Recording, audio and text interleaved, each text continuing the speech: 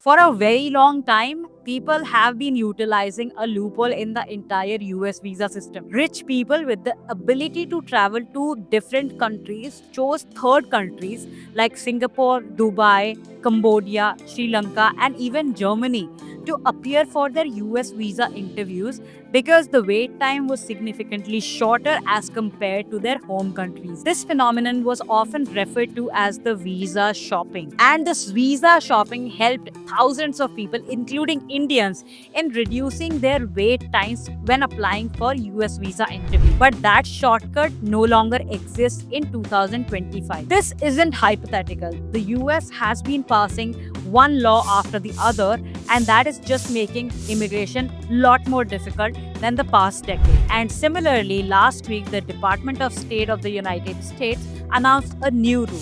Under that rule, third country applications have been completely banned. So, what does that mean? Basically, if you are born in a country and you hold the citizenship of that country, you have to apply for a US visa in that country itself. And if you have been living abroad, like you have the residency of another country, then you have to apply in that country. But you cannot apply to any third country when it comes to US visas. No matter if you're applying for a student visa, that is the F1 visa, a tourist or business visa, that is the B1, B2 visa, or an exchange visitor visa, which is the J1 visa. You either have to apply in the country of your citizenship or the country of your legal residence.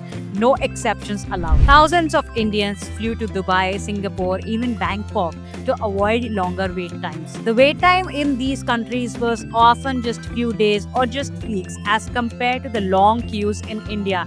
At one point during COVID, the wait time in Chennai consulate rose to up to 3 years.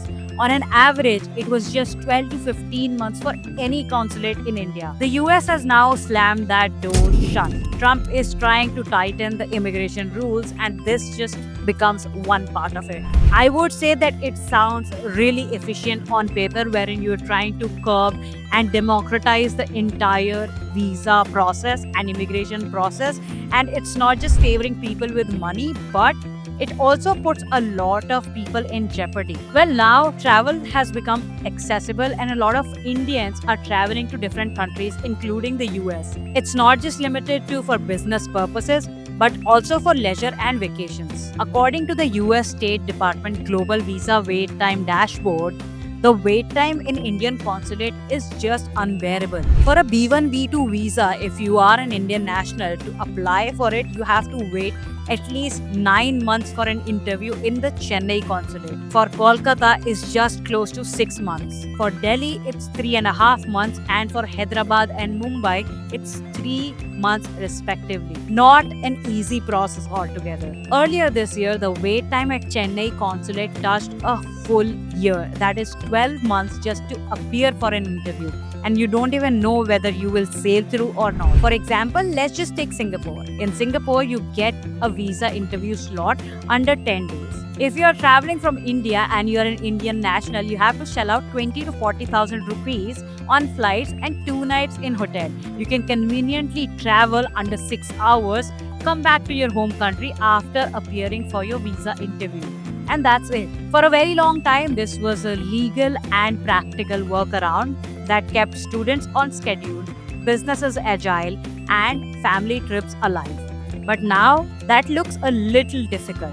Another big change in the US visa system is the mandatory interview process. Yes, earlier kids under the age of 13 and adults over the age of 79 could use the interview waiver program, but that option is now gone. So now everybody, whether it's a child, a teenage, a young person traveling to the US for their education, or an elderly couple, everybody has to appear for the mandatory interview process. And the biggest problem with these interviews is that these interviews have to be in person. So a person will have to physically travel to a US consulate to appear for these interviews. And then the rest depends on whether they have been approved or denied the visa. Another big change in the US visa process is the changes introduced to the Dropbox interview waiver process. So earlier, if you had any US visa that expired less than 48 months ago, you would qualify for an interview waiver. But that path is now gone. Even if you held an H-1B visa to work in the US and your visa expired more than 12 months ago, then you will have to appear for an in-person interview. So now you will have to physically appear for an interview at a US consulate, either in your home country or the country of your legal residence, to get your visa renewed or get your category changed from one visa to the other. The fallout is massive. It's going to be massive. Indian students, who make up the largest chunk of international students in the US, are losing out on admissions and scholarship. Tech professionals who often travel to the US for business meetings or contracts might just not get that contract because of the delay in travels. People who are traveling to the US for leisure and vacationing might just choose another destination. People working in fast-moving industries like tech and healthcare are supposed to be hit the worst. But let's just be sure that it's not just hurting Indians, it's also hurting America. Because America largely runs on tech talent that's coming from different countries to the US for better opportunities while serving with their skills, passion, and grit. Longer delays in visa processes just mean that innovation might take place somewhere else. People who are choosing the US might choose other countries like Spain, Sri Lanka, and even Maldives. And well, there have been a lot of conversations about international students choosing countries other than the US, like Canada or Australia, where permanent residency and work visas are a lot less trickier.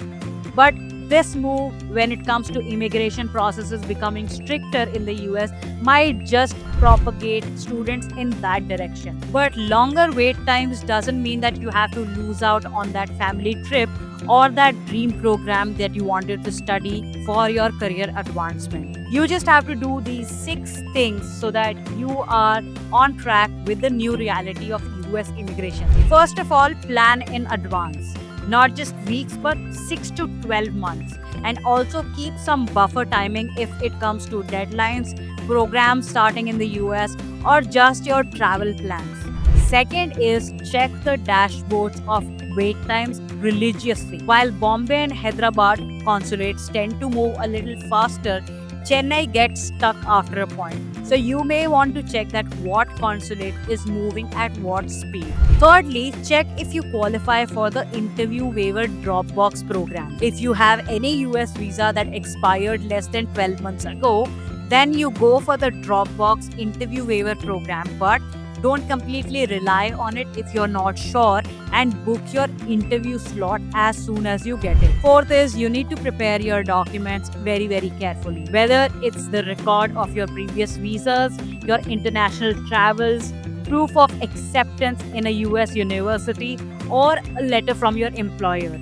Make sure that there is no page unturned and that you're not facing an uncertainty when you appear for the US visa interview, because those visa interview slots are very hard to get now. You don't want to waste that one chance you get in front of the US visa officer. Fifth is that you need to explore the option of emergency visa slots. Sometimes in cases of academic, medical, and even business emergency, the US visa consulate might just allow you to appear for an interview sooner than your original visa interview slot. Sixth thing is very important and you have to pay special attention to it.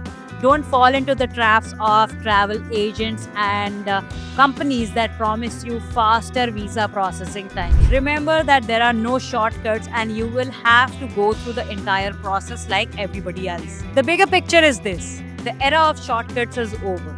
The US has made it very, very clear that US visas are going to be slower. The process is going to be a lot more stricter, and it's just going to be helping people who really want to make it through. The US visa game has changed completely and forever. The question is, will you change your strategy in time? Let me know in the comments, what do you think about these changing rules of US immigration? I'll meet you in another video where we will simplify another aspect of studying and working in the US. Till then, stay safe, stay healthy, and keep paying your dues for a better tomorrow.